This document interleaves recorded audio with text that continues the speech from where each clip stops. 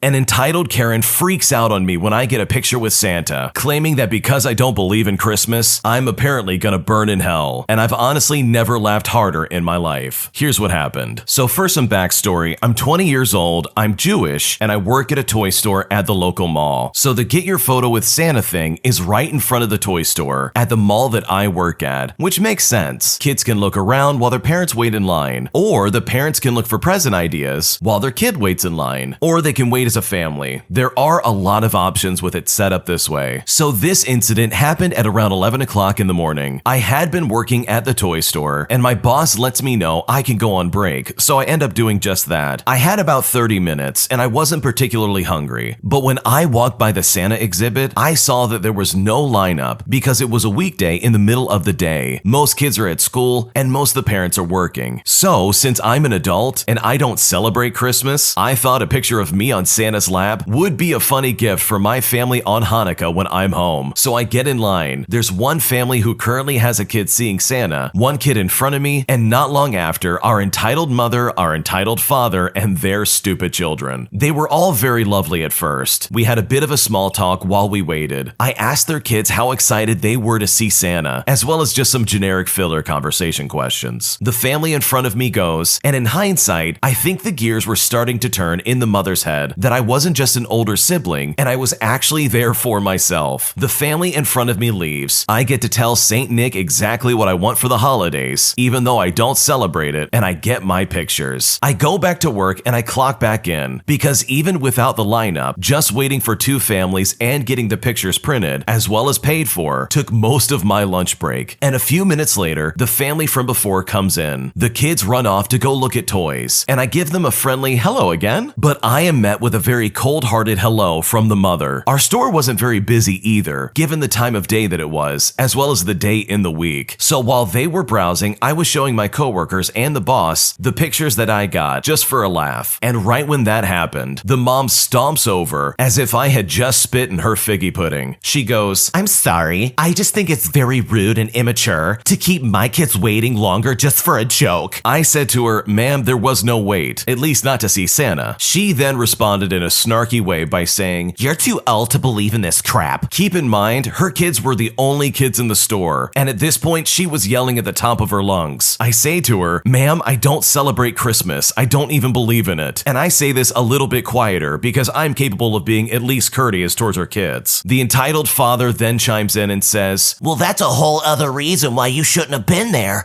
You're ruining it for everyone else." I look at both of them and I say, "Well, it doesn't really matter. Santa says I'm on the nice list, and his word is law." I was very obviously just messing with them the whole time, which is a weird coping mechanism that I've got, where I try to escape conflict just by being funny. The entitled mom then looks at me and says, "Well, God says you're gonna burn in hell, so you can just forget it." And at this point, I was blown away, but I had the perfect comeback. I said, "Well, I'm Jewish. We don't have a hell." And it was right about at that moment my boss chimed in and said, "All right, I'm gonna need you to leave if you're gonna keep harassing my employee." The kids came back to find their parents, and one asked them if they could have one of the candy canes we have at our checkout counter. The entitled mom, of course, said no, and I said they were free, so you could just go ahead and take it. Both kids took a candy cane because free candy totally outweighs their mother's words, which is kind of a scary thought without the context. The mom stares daggers at me, called me a name that was really not appropriate for children to hear, but I just smirked and I said to them, "Merry Christmas!" My boss and coworkers are still laughing about it with me as I write this, and hopefully those two parents cheer up and find that joyful Christmas spirit. So this really is a funny story in my opinion. The fact that two parents actually would legitimately get upset because an adult is choosing to get a picture with Santa is really weird. This is honestly the first time I've ever seen anybody gatekeep Santa. I'm pretty sure he's the most accessible person on the planet, regardless of what religion you're a part of. But hey, apparently these two entitled parents definitely think otherwise. Hopefully they're able to find a better attitude towards Christmas, because before they know it, they're gonna ruin it for their kids, if you know what I mean. And I also like the fact that you can definitely tell these people are super entitled, because they know how to fake it when they're in line, but the second they see something that they just don't like, they're gonna run up to you and say, "Oh, you're gonna burn in hell." I mean, that's not very St. Nicholas of you, if you ask me. So hopefully the original poster never has to deal with that again, because I honestly think there's nothing wrong with getting a picture with Santa, regardless of your age. If you like Am I the Jerk, you're probably going to love Am I the Genius. Check it out, link link down below in the description. This next one came from the Am I the Jerk podcast subreddit. Check the links in the description if you'd like to submit your own story. Am I the jerk for rejecting my ex-girlfriend after she came back to me after cheating on me, begging me for some kind of money? So to start things off, I'll go through a little bit of background with me and my ex-girlfriend. We met 3 years ago on a bus. She seemed nice and we talked for a while, and I ended up getting her number. We eventually started dating, and after about a year, she started to let slip her mask. She started yelling at me for little mistakes, like for example, forgetting the dishes or taking out the trash. And I will admit, sometimes it was my fault. I got caught up on something else or something along those lines. But eventually, it was everything I did. If I bought her a present, she would say, "Oh, you should have used that money for something else, not me. Stop being so irresponsible." But if I didn't buy her a present, she would say, "I can't believe you never get me anything. It's like you don't even love me." So it was a constant back and forth. Eventually, I went to surprise her at her apartment. I opened the door with my spare key because I wasn't planning on staying, as I was just dropping off a gift basket. I eventually then hear her and another guy going at it, if you know what I mean. At this point, I saw red, and I threw the door open and I started to yell at her. I asked how long this had been going on, and the guy responded, around a month. Sorry bro, she said she was single. And he walks into the bathroom to get dressed. She then starts wailing out excuses, and I honestly don't want to hear it. So I slam the door, I grab the gift basket, and I just drive home. When I get home, I cry my eyes out. My neighbor must have heard it because they knocked on my door just to see if I was okay. My neighbor is a good friend of mine, and she comforts me and calms me down. Eventually, a few months later, my neighbor and I, we'll call her Sarah, that's not her real name, start dating, and things are great. She is amazing and is always good to me, and I honestly adore her so much. Fast forward to today, and my ex knocks on my door, crying and asking to come in. I tell her no, and I try to close the door, but she actually stops me and asks me if we can get back together. I of course said no, and I tell her to just go away, but she says, "Well, at least give me some money because I deserve it." I ask her why on earth I would ever need to give her money. She responds by saying, "Because my boyfriend left me and I just got fired for too many late days." I asked her why she was late, and she explains that it's because she slept in after having many fun nights before. I tell her to go away because I honestly don't want to hear it, but she yells at me and cusses me out. My girlfriend says I did the right thing, but I'm worried if she actually did need some money and that I just yelled at somebody in need. I hate conflict, and I try to help everyone I can as much as I can because I don't want people to suffer. But my ex was also a bad girlfriend and incredibly toxic. So it begs the question, am I the jerk for rejecting my ex and telling her to go away? I do not think you're the jerk in this situation. Legitimately, I think you really should listen to your girlfriend at this moment and believe what she says, that you did the right thing. People like your ex-girlfriend will always be looking for handouts. They'll cheat on you, they'll treat you like garbage, they'll yell at you about everything under the sun, but the second they can get any kind of cash or some kind of advantage out of you, you better believe that they will come back crawling and crying. They'll do whatever it takes to get that money in their hand. And honestly, you do not need that in your life, because it sounds like you have an awesome girlfriend right now who loves you exactly the way you are and would never treat you like that. So personally, I would just cut that ex out of your life. Tell her to take a hike and never come back, because it sounds like you have a better girlfriend in your life. And honestly, I would just hold fast to that and ignore your crazy, needy ex. I regret telling my coworker that I'm interested in him, and now I feel angry, broken, and very confused, and I don't know what to do. So a couple of weeks ago, I told a guy at my job that I was interested in him. He didn't reply in a negative or positive manner. He just said that he finds me attractive, and later, he added that he thinks I'm courageous for saying something like this. And before even saying all that, he admitted that he's been single for many years because of many heartbreaks, as well as some trust issues, and also that he's not really in the right place at the moment to have a relationship. The reason I decided to tell him I was interested is because he showed me so much signs of interest. He was flirting a lot with me, complimenting me intensely, saying he thinks I'm a beautiful woman, asking me indirectly if I'm single and stuff like that. I mean, all signs basically pointed to him constantly flirting with me, from the deep eye contact to him being very curious about me, as well as asking questions about my personal life. I mean, one day I even told him that there was something I wanted to tell him, but I didn't even know how to say it. And he replied by saying, "Whenever you're ready, just let me know." And then he actually winked at me. And before leaving for the day, he asked asks me, "Don't forget to tell me what you wanted to say, okay?" And then winks again. I ended up just telling him I find him handsome, but it was like he was expecting me to say something else. I mean, the list honestly goes on. And what really upsets me the most is that when I asked him why he was flirting with me so much, after I admitted I was interested in him, he told me that he flirts with everyone. But I see how he treats other people. Yes, he is nice, and yes, he flirts and compliments people, but it's never as intense as the way I experience it. After that day, when I told him I was interested in him, he was still overly nice and flirty, and he was still touching me, mostly on my lower back and my arms. He was still talking a lot. He even mentioned while we were alone, "So, you like older men, huh?" He winks at me again and he has a huge smile, which is very confusing. However, I did feel a bit awkward after I felt rejected. I'm still nice towards him and I talk to him. I smile as much as I can and I try to be polite, but I am less and less present, and I do talk less and less to him. I noticed also that he's kind of weird. A few days ago, he startled me after I opened the door, and he asked me, "Oh, I hope you don't think I'm ugly."